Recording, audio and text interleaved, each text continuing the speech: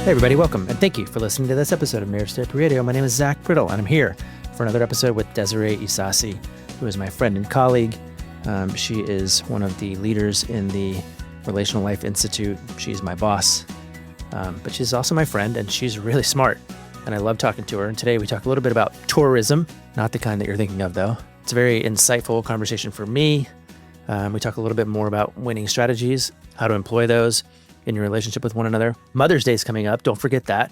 I can't tell you how many times I go into my office the week after Mother's Day, and a lot of moms are disappointed and sad because their partners failed to acknowledge what it means to be a mom. So that's just a little heads up, a piece of advice for those of you who may be wondering whether or not it's a good idea to celebrate Mother's Day. It is a good idea to celebrate Mother's Day for your partner.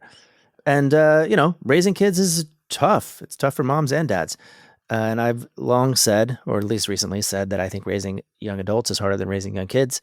We just got back from Dallas, where we saw Abby, spent some time with her. She was one of 3 seniors in her theater studies program selected to direct a play. So we went down, we saw all 3 shows. Hers was amazing, of course. I'm really proud of her and excited for what's next. She graduates next weekend, the weekend after Mother's Day. So we're going back to Dallas to see her walk and celebrate with her, and then launch her into the future, whatever that is. And I'm excited about it. But for now, I'm bringing you a second chat with Desirae. We finish up together next week. And then I have 3 more interviews with couples that I think you'll enjoy, this is a cycle that I'm enjoying. I hope you are too. Let me know. You can always reach me at info@marriagetherapyradio.com.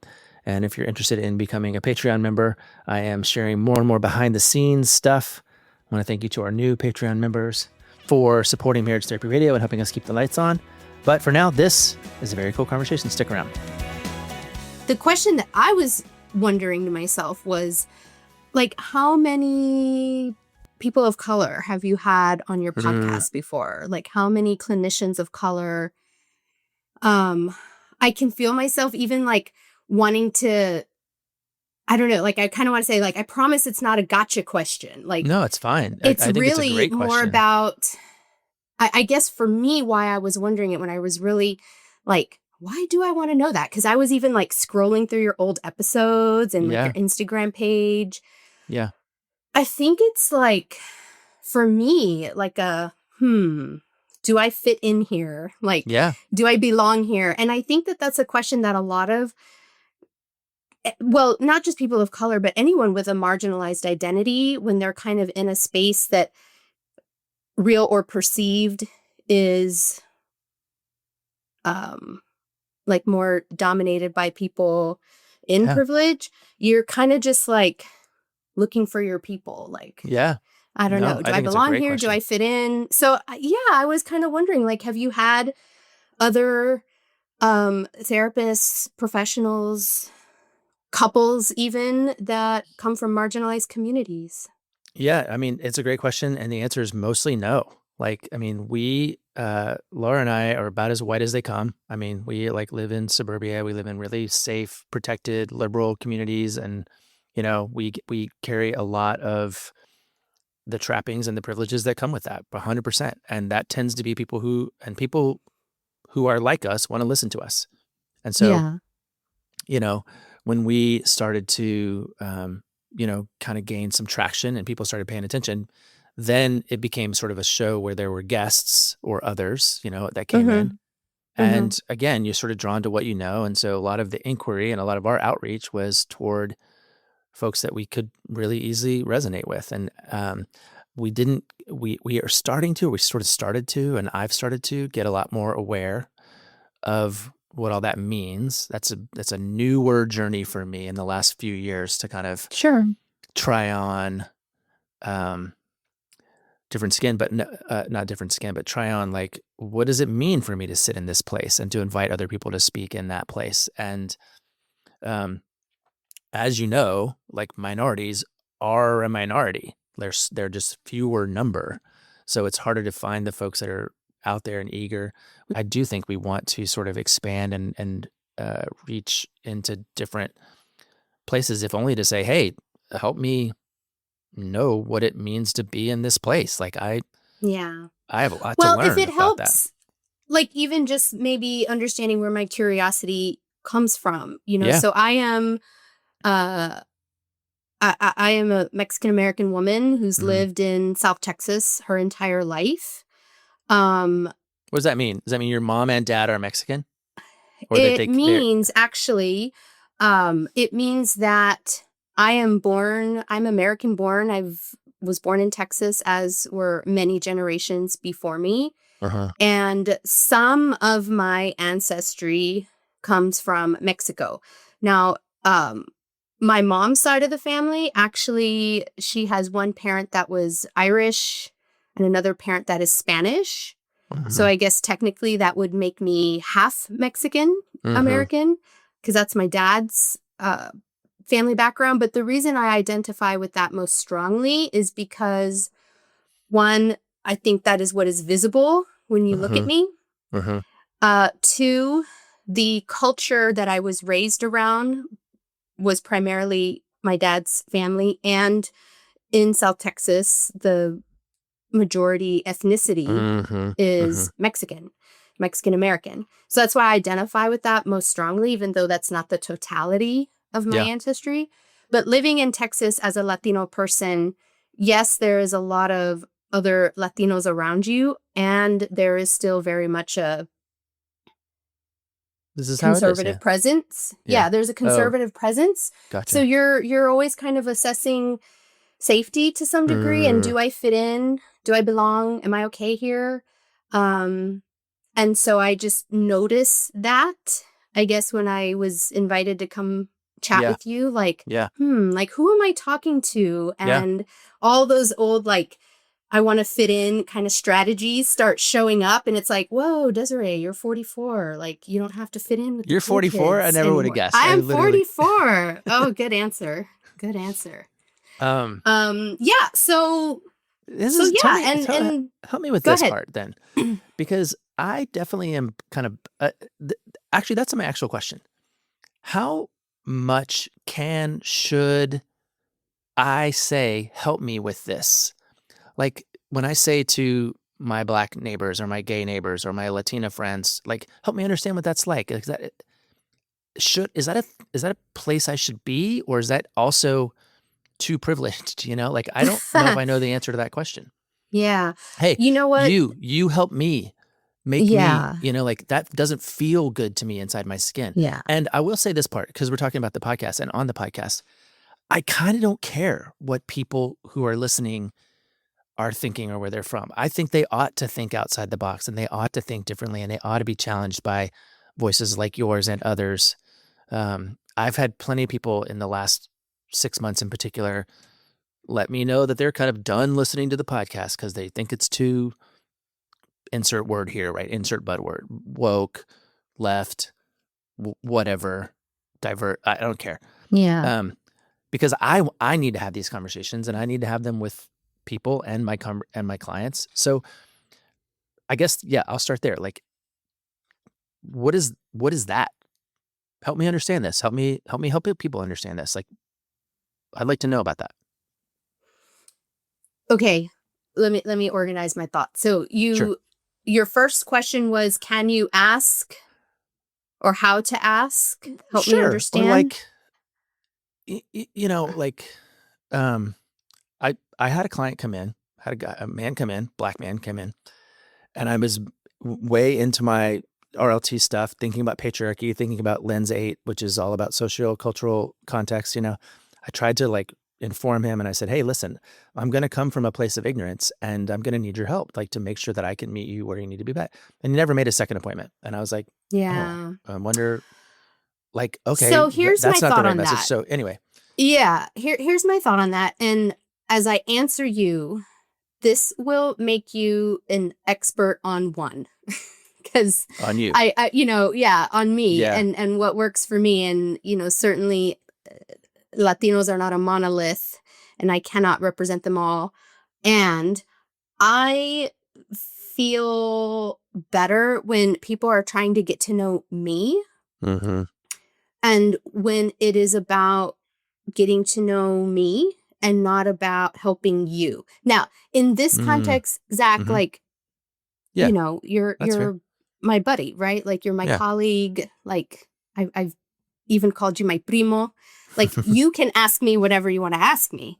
Yeah. If I were your client, or if I were in a session as a client, or if I was with a colleague that I was meeting for the first time, like a new colleague, I'm open to someone wanting to get to know me. So tell me about, growing up in South Texas, or tell me about, the ways that your culture impacts like your relationship, as opposed to help me understand like Mexican American people, or help me understand the Latino culture broadly. And I did listen to your podcast, I think that came out this week, and I heard between a name and an accent, I made an inference. I might be wrong, but the guest that you had, there was someone that between his name and his accent, I was like, oh, maybe. Yeah.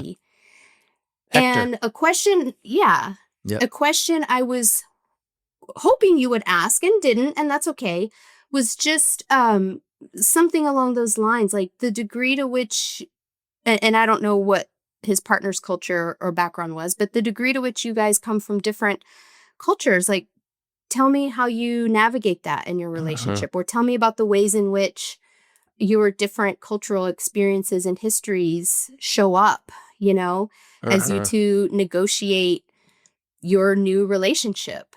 So I personally think questions like that, most people would feel good about. But when it's like, educate me about your people, that can feel a little less, I don't know, just feels like a little more of a heavy lift, I think.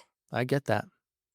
I feel that. Like, I get it. I'm like, do you? Okay. Well, I'm like, that's the wrong question. Like, that's not really the question I want to ask, but it's actually really helpful to ask about you, ask about the thing that's actually right there.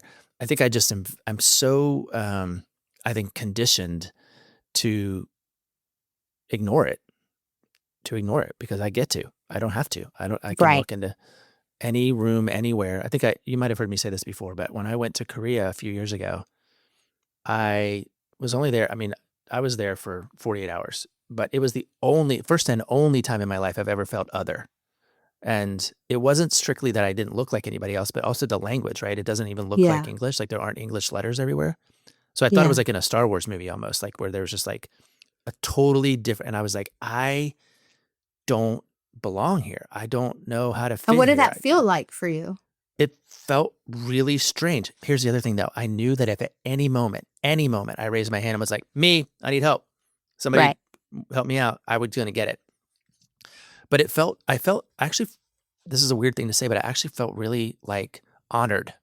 I felt really honored to have this feeling like for the first time. Like, I just was like, oh, okay, Zach, like you can find empathy or something. Like, I felt good about having at least the awareness of that. But no, I was confused, and I just sort of took it in. I felt awed. I felt like in awe of the Was place, there any loneliness? I think it was because of that other thing I said. Like, if I could have solved it at any moment, I could have just I was a tourist, so all I had to do was find another tourist, and I was be like, "Hey, where are you from?" Well, and that's a little bit of what I was doing, I think, scrolling through your stuff. Yeah. Like, is there another tourist out here? Like, seriously. Yeah. And one of the reasons that I do the work that I do and try to put myself out there, even beyond being a clinician of color, I don't see enough married people in marginalized identities talking about marriage, talking about the utter challenge and celebration of trying to do intimacy in a world that has oppressed and marginalized you for centuries. And so I don't know if there's one other tourist out there that is, listening, like, connecting with that. Like, I do think there is an intersection of how hard it is to do marriage, to do relationships, to do intimacy, and then the intersection of trying to do that while also navigating marginalization and oppression and racism and homophobia and all of those things. So the first place I go, of course, is like to Hector and Robin, who she's a white lady, and functionally their relationship is interracial, right? Like they have an multicultural, what is the right word? Not multicultural. It's like intercultural marriage, basically, or they're not married. But that's not strictly what you're talking about. You're talking about just like people who, maybe you and Adam, who live in this world, and you have to navigate the complexity of that. Is that's well, I am talking about them. Anyone, because the thing so what I imagine, so I'm not in a relationship that is interracial. Both my husband and I are Latino. However, what's interesting when people is now the like power dynamics in the relationship, at least on some level, mimic what goes on in our larger culture. And we always know that there's like power dynamics in a relationship, right? When you sit down with any two people that come to you for help, that's part of, I think, why we also really love doing relational life therapy, because it puts that front and center. And then when you add on like another layer where the two people are of a different race, it kind of brings that into the room too. So whether they're of the same culture or not, there's always, I think, elements of that intersection. And, the steep hill that we're climbing when we're trying to do intimacy in a world that largely can be really unsafe for us in a very real way. Yeah. Like Does that make sense? You're making sense. And again, it's like, I feel honored to be having these conversations, because intimacy has been easy for me. I mean, except for the part that it's not, but that's not connected to what the world is imposing upon me, Right. Intimacy is hard for everyone. No doubt. Like, no doubt. It's those intersections, right? Or the additional layers of complexity. So how does that show up for you? How does that show up for you in your life? But then, like, how do you find yourself navigating that with clients? But I'm actually more interested in you and Adam. That's just because you're nosy. I am. Well, look, I think the way it shows up for my husband and me is probably very similar to how it shows up for a lot of people. I would start with self-esteem work. One thing you need in order to do intimacy is self-esteem based on the idea that I'm enough and I matter, that I am just as worthy in this world as everyone else on the planet. But the fact is that certain bodies are born into this world that gives them a completely different message. So when you are trying to do intimacy from healthy self-esteem, and just even in the context of that relationship, trying to like own your worth and like center yourself and like my needs matter in this relationship.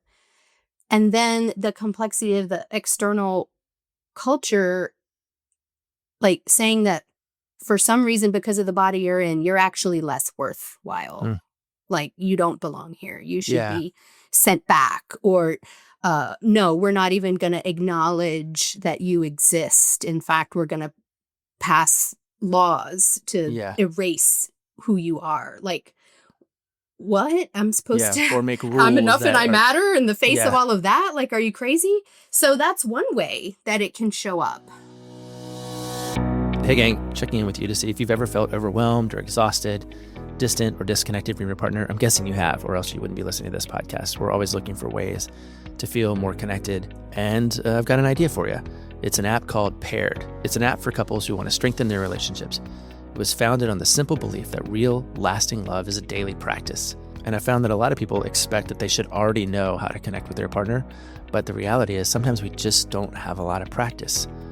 All of Paired's content is backed by experts and relationship therapists, and it's proven to work. Here's how it works. You and your partner both download the app, and then you pair together. And every day, Paired gives you personalized questions, quizzes, and games to stay connected, deepen your conversations, and have fun. The best part is that you can't see your partner's answers until you've answered yourself, so it's a safe space to have open, honest discussion about your relationships. No faking it, no pretending, just genuine connection.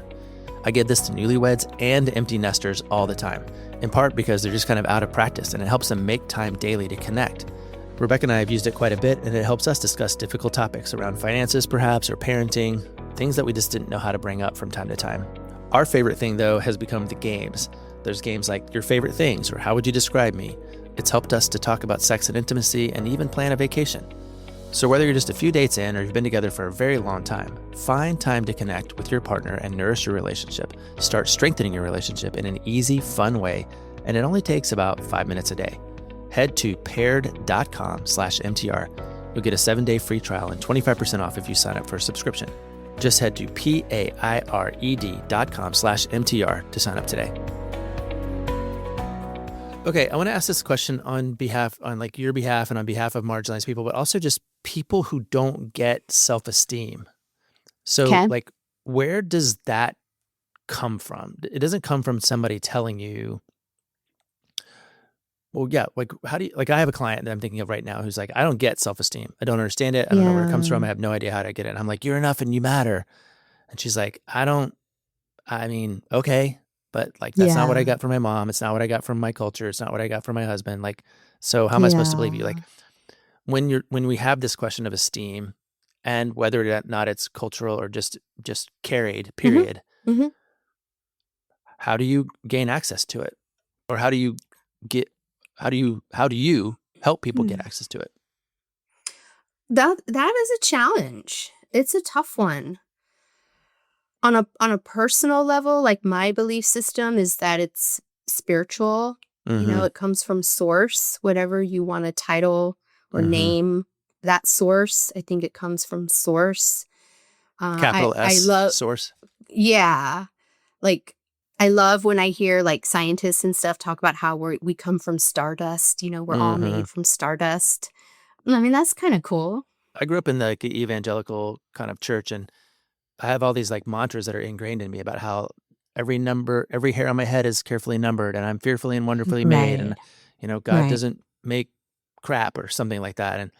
And so I have this ingrained set of mantras, and I'm not even sure how effective they are. But when I'm grappling with this question and I want to go to mantra, I'm like, oh yeah, no, it's just you got to just memorize this notion, memorize this. But it is a fleeting question for me. And with this one client in particular, I'm like, I don't know how to help you get this sense of esteem, particularly when all these messages around you are saying, nope, not available to you. Right. It's a challenge for sure. I don't know that I have great answers. How do you do? You just told me. Yeah. Yeah. Well, and I do a lot of curiosity with my clients, but it does kind of lean into some spiritual sort of conversation, right?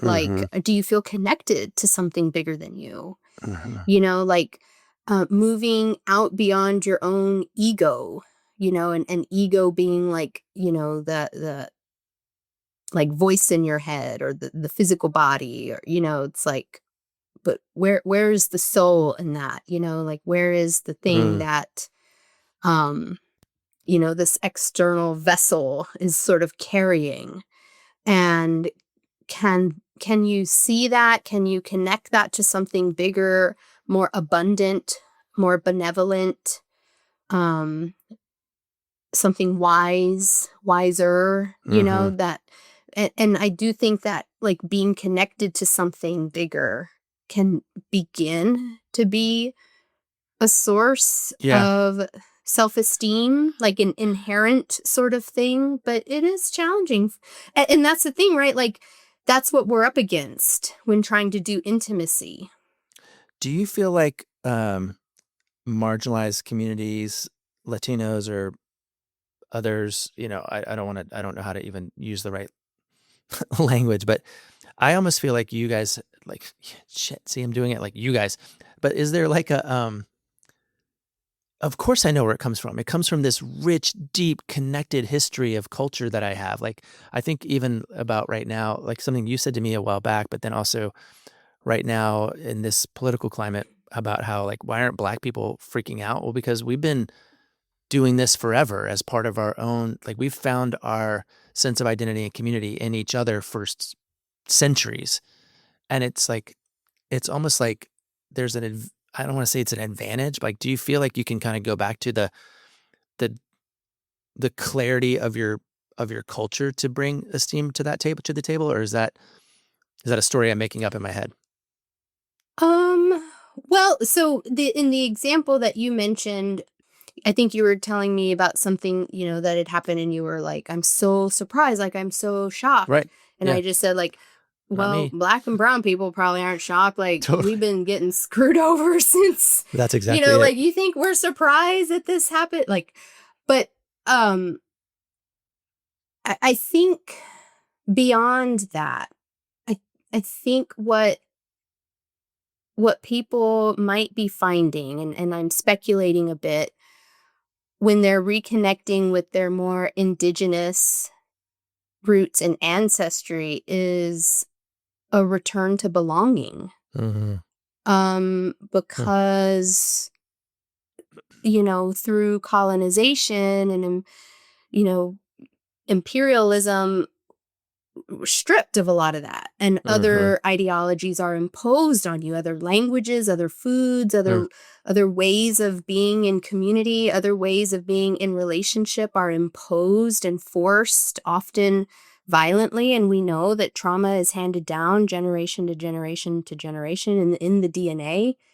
And so I think for a lot of people who are reclaiming their indigenous history, it's a return to belonging, and that feels grounding and can be a source of coping, and even beyond coping. It can be a way to thrive in the face of other stuff that's going on in the world. I'm going to tell you my Ancestry.com story right now, because tell me, I'm dying to know. I really want to know. The climax of this story is pathetic, but here's what it is. My mother-in-law gave all the kids this Ancestry.com packet for Christmas. So we all spit in the tube and we sent it in and we got our results back. And I have I just got mine back. I have my entire life believed that that my olive skin and my ability to tan and my connection to the earth comes from my grandmother's Native American story, her like indigenous peoples thing. So I get my results back and I'm 100% boring white guy. I'm England, Scotland, Ireland, Germany, no, Sweden, Wales, like 100%. And I had this really sad experience of losing a part of my identity that I've had for 51 years, like 50 years of my life. I believe that I was not like, anyway, so here I am. And I was like, wait a second. I'm like, I don't even have, like, woe is me. Like, literally, this is my story. Woe is me. I'm a white guy. Like, that's literally what I'm saying. You're a straight white man in America. No. God, how do you walk down the street? That's what's so pathetic about it. But I did have a very real experience of having a part of my identity removed and taken away. And I'm kind of like, well, now what? Like, what am I supposed to do with this reality? So anyway, can you make me feel better about being a white guy? Well, in America, what you can do with that reality is any damn thing you please. Yeah. You can do anything you want, Zach. It's why I'm so grateful that I have daughters, because at least I can go, hey, there's something we can do to, like, shift the balance. I can empower. I don't have to worry about empowering little boys. Like, I can literally spend all my energy empowering these two in particular, to make them, trying to give away my power on their behalf to help them move up and through the world. But man, it's challenging. And anyway, I still tan real easy. Well, that's good. Yeah. There's something at least. Anyway, yeah, I don't know. It's been a very it's been an intriguing time to kind of come into awareness about who I am, how I fit in the world, what I can and can't do, what my responsibility is. And I'm trying to just be a good student right now because I just feel like, I've always you noted a little bit earlier that you try to bring curiosity. And I think that the opposite of curiosity is certainty. And when we bring certainty, I know exactly what it is. I know exactly how it works. I know exactly who you are. I know exactly what your experience is. It just ruins or mars the actual relational experience. So I'll preach that from the mountaintops. But it's been, trying to stay curious has been really hard because I'm like, okay, I'm sorry that I don't know some of this stuff, but what do you want me to do? I'm trying to learn. Yeah. Yeah. Yeah. Well, uncertainty is vulnerable. Being a knower feels good for the ego. So to be curious, you have to be willing to sit in uncertainty. Mm-hmm. You have to be willing to be a learner, which can feel, I think, to some people like a forfeiture of power. Mm-hmm. But I think it's the only way to really take the armor down and connect with the human being in front of you. Mm-hmm. Because I don't know anything about you and your lived experience and what goes on inside your skin. And to the degree that you're willing to share that with me, I'll be curious to listen and center that and not what I think about it. So if I'm trying to make something simple, something very complex, simple, and we're talking about self-esteem, and those who are down or don't have enough of it or don't have easy access to it, your advice or counsel or leading is to try to connect to something bigger. It's to connect to something bigger, like even if it's something called truth or source. Did I interpret you correctly? Mm-hmm. Yeah. And if that doesn't work with some folks, I've said, well, who do you want to give the power to write that message for you? Mm-hmm. Is it people that want to condemn you based solely on your body, or who do you want to give that power? Yeah, sort of to tell you whether or not you matter. Yeah, certainly not the larger culture. And if you are someone that just can't connect to that idea of like a higher power, well, how about you just take back ownership of that story yourself? Mm-hmm. Why don't you give yourself the power to say, you know what, I am enough and I do matter in this world and I am worthy of taking up space. And I give that to myself. Yeah. How do you feel about, this is like right next to Stuart Smalley, Al Franken's character on Saturday Night Live. I'm good enough. I'm smart enough. I'm doggone it. People like me. I've used that in this space, but actually another RLT therapist, Sarah Frankfurt, told me that that's actually still outsourcing. It's still outsourcing to my worth comes from what I'm good at, or that I'm smart, or that people like me. It doesn't come from inside. But I do think that there's something about kind of evaluating where that worth comes from in a pretty deliberate way. Yeah. Did I tell you this? I don't know if I told you this. This is kind of right next to my little mantra story. Abby, my 22-year-old, we have a relationship that's, I don't want to call it real hard, but it's challenging. It's testy. And I had to prepare for her coming home for Christmas. And I did it really intentionally by saying to myself over and over again, I'm a good dad. I'm good to her and I'm good for her. And I don't need her to agree to make that true. And I just told myself that over and over and over again, because I knew that if I was waiting for her to validate me or waiting for her to affirm for me that I was good, then I was going to lose my seat. I was going to outsource my esteem to her. Yeah. Yeah. And so that's an example of where I've kind of tried to, when I tend to go down and doubt my credibility or ability as a dad, I've just sort of gone back to that. And the thing about that is it's true. Like I am a good dad and I am good to her and I am good for her. I wasn't just making something up. I don't tend to be down too often, but that's an area that challenges me for sure. Sure.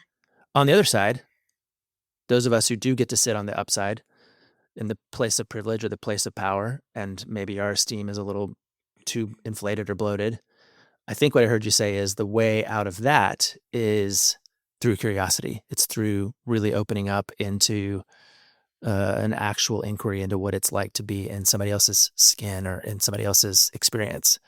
Did I hear that correctly? Yeah. Yeah. Well, we've sort of been talking off and on about the winning strategies as defined by RLT. And one of them is listen to understand.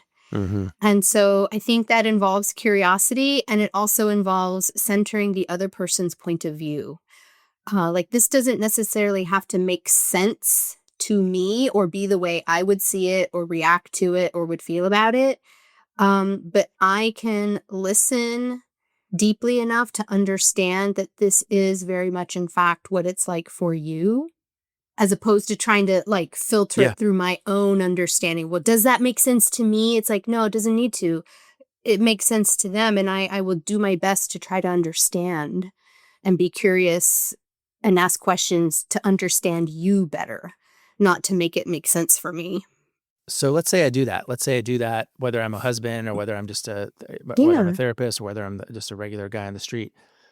And you don't feel equipped or confident or free to be understood because you're coming from that down position. You're coming from this, diminished place. How do you invite those folks to give themselves permission to be on level playing field or on equal ground with the effort to understand? Like I'm just thinking about specific clients who he's like, I'm trying to understand, and she's like, I don't trust it. I don't believe it. I don't know if it's real.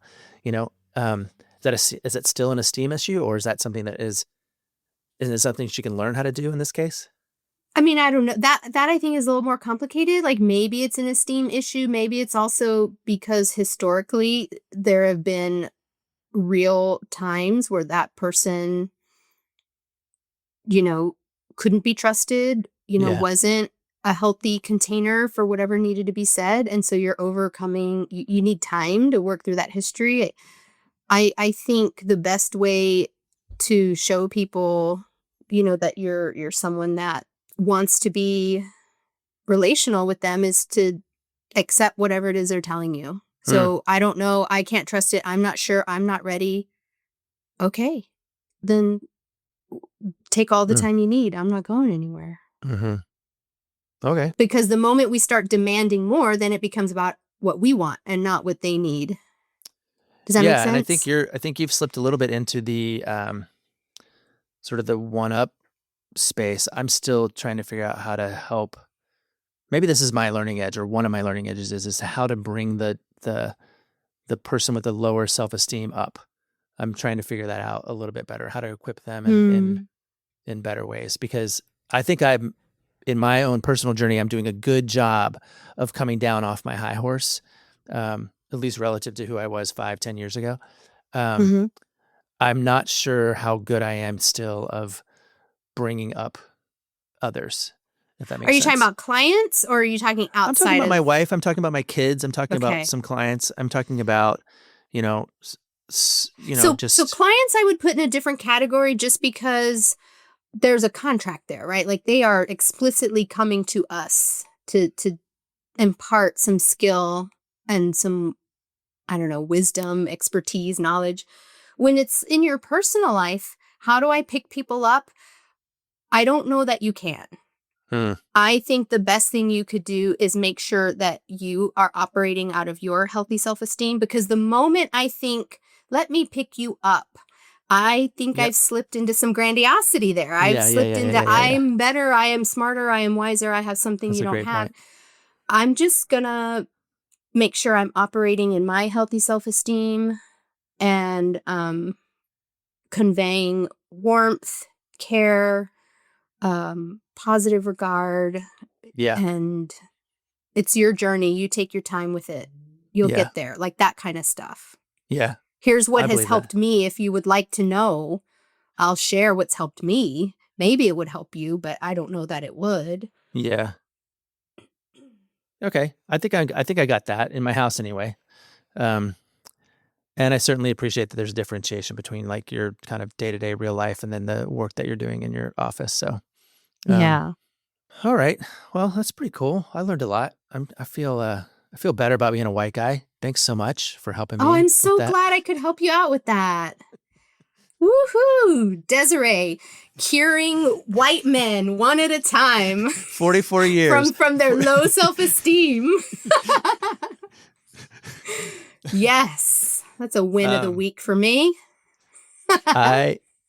No, seriously, I appreciate you. I'm so grateful to be in these kinds of conversations with you. I think you make me think about things that I wouldn't think about otherwise. And I have not had that in my life as often as I would like. So I'm glad that we're getting to talk and that I get to share you with the world. There's like 1 million people listening to you right now. So. Oh, wow. A whole million. Yeah, it's 1 million. That's fascinating.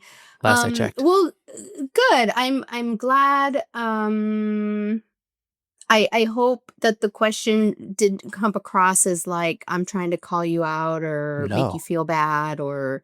But even it really isn't from that energy. It definitely didn't, and even if it did, I'm like that could be okay. Maybe that's what needs to happen from time to time. That's true. Maybe. Okay. All right. Well, we get to visit one more time, and we'll see what we come up with. I'm excited about it, and but yeah, you got any? You want to do some small talk? Want to do some? You told me on email you're like, I'll fry your brain if I ask you a cocktail party question. I know. I'm so bad at that. What's going on this week? Like in terms of just like regular life. I am really excited. I have all next week off. It's spring break for my daughter and I like cleared my calendar of just about everything. God, there's like still a couple of teaching commitments that I couldn't clear off, but I'm just like really excited to do that. And one of the things that I'm actually going to go do, which is not with my child, even though I promise I made plans to spend time with her next week. I'm going to meet up with Lisa Sullivan. She is here in Texas. Oh, cool. And so I'm going to go meet up with Lisa and hang out. Lisa, of course, like Terry's right hand at the Institute and just a phenomenal human being all around. So I'm excited to spend time with her. Right on. Well, I got some behind the scenes stuff I'm going to ask you about off the show, but then we'll talk. Okay. We'll talk soon. All right. Sounds good. Yeah. Okay. Again, that was Desirae Ysasi. One of my regrets, again, is that we did not record these episodes after our RLT conference, which was in Orlando a couple weeks ago. Desirae was an amazing host and leader for the conference and for our staff. And I just really enjoy having her perspective in my life, and I hope you do too. We have one more chat next week, then Marriage Therapy Radio moves on to new ventures. For today, however, I will thank you for the time and attention you're putting into your relationship, making it better today than it was yesterday.